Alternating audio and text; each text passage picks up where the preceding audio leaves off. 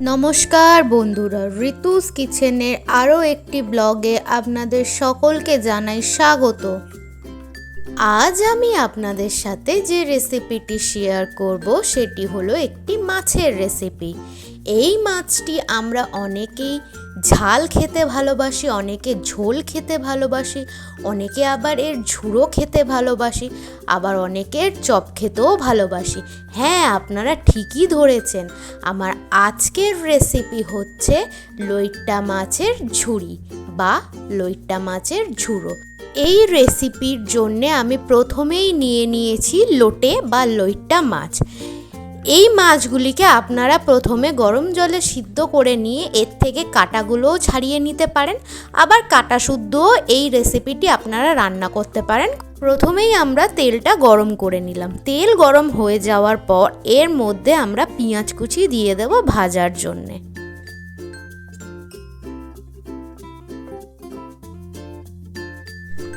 দেখুন, পেঁয়াজটা আমাদের ভাজা হয়ে গেছে। এরপর এর মধ্যে দিয়ে দিলাম স্বাদ মতো নুন আর দিলাম হলুদ গুঁড়ো।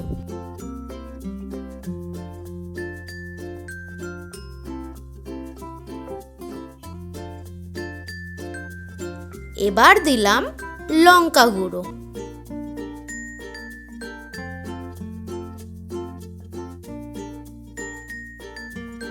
এরপর দিলাম জিরে গুঁড়ো।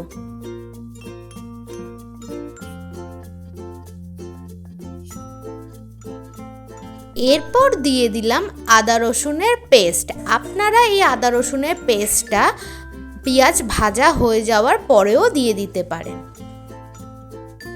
এবার ভালোভাবে সমস্ত মশলাগুলিকে একসাথে মিশিয়ে নেব।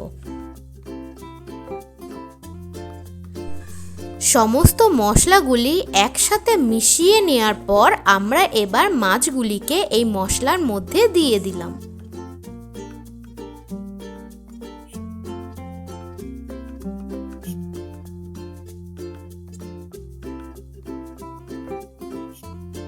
এরপর মাছের গায়ে যাতে ভালোভাবে মশলাগুলি লেগে যায় তার জন্যে ভালোভাবে নেড়েচেড়ে নেব।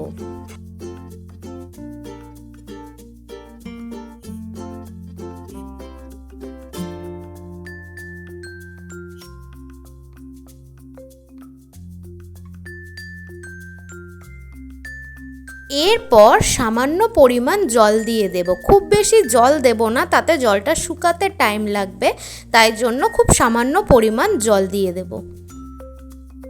এরপর দিয়ে দিলাম মিছরি আর দিলাম টমেটো সস।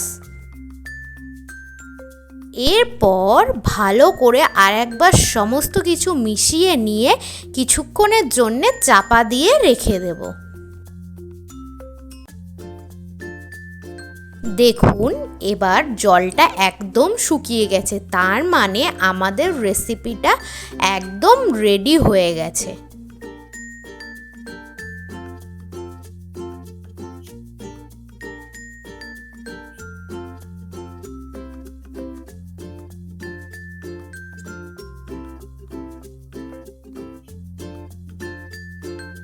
এরপর আরেকটু টেস্ট বাড়ানোর জন্যে দিয়ে দিলাম সামান্য পরিমাণ গরম মশলা।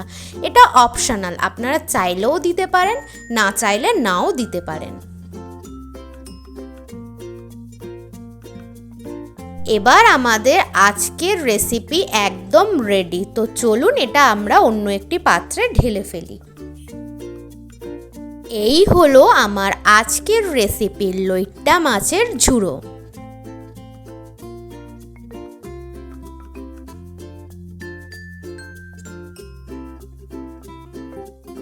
রেসিপিটি কেমন হলো তা অবশ্যই জানাবেন। ভালো লাগলে একটি লাইক, কমেন্ট, শেয়ার এবং সাবস্ক্রাইব করে দেবেন। আজ এখানেই শেষ। আবার দেখা হবে অন্য কোনো দিন অন্য কোনো নতুন একটি ব্লগের সাথে। সবাই ভালো থাকবেন, সুস্থ থাকবেন। নমস্কার।